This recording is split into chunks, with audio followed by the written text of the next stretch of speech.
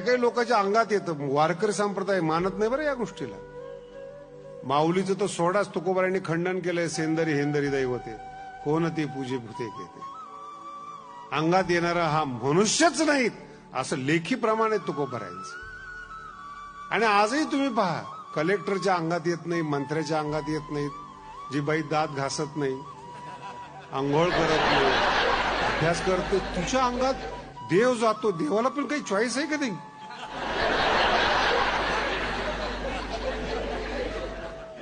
कधी अभ्यास करून विचार करा या गोष्टीचा.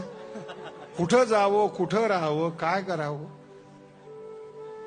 एक कारकून माझ्याकडे आला आणि मला त्यांनी सांगितलं, महाराज 7.5 सुरू आहेत, 5 वर्ष झालेत, 2.5 वर्ष राहिलेले आहेत. 2.5 वर्षात माझ्यावर शनीचा प्रभाव पडू नये म्हणून मला काहीतरी उपाय सांगा.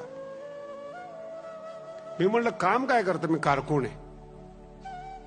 तुझ्या मागे कोण लागलंय? ते मग शनी लागलाय. म्हणजे एवढं मोठं कशाला समजतो स्वतःला?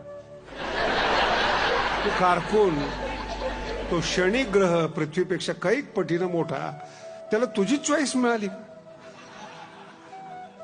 म्हणजे तुझ्या मागे लागावं शनीने, इतका लहान नाहीये तो. इतका शनीचा अपमान नका करू. आपल्या मनानं आपल्याला दुःख दिलेलं आहे, शनीवर ढकलू नका, सांध शोधू नका. 10-20 वर्षाकरता आपण जीवन चांगल्या रीतीने जगतो, त्यात आपलं दुःख शेजारच्याने दिलं, भावकीने दिलं, शनीने दिलं, हे चुकीचं आहे सगळं. मानसिक भ्रम, आभासी जगणं, व्हर्च्युअल लाईफ. ठरवताय तुम्ही कुणाला तरी बोलावं. नवीन पिढी त्यात फार हुशार आहे, अजिबात या भानगडीमध्ये पडत नाही. नाही देव भेटला तरी चालेल, पण थोताण नको, ही परमार्थ सुरू करण्याची पहिली पायरी. मी याला प्रॅक्टिकल म्हणतो. आणि जेवढे लोक शिकलेले होतील तेवढे विवेकानंद जन्माला येतील.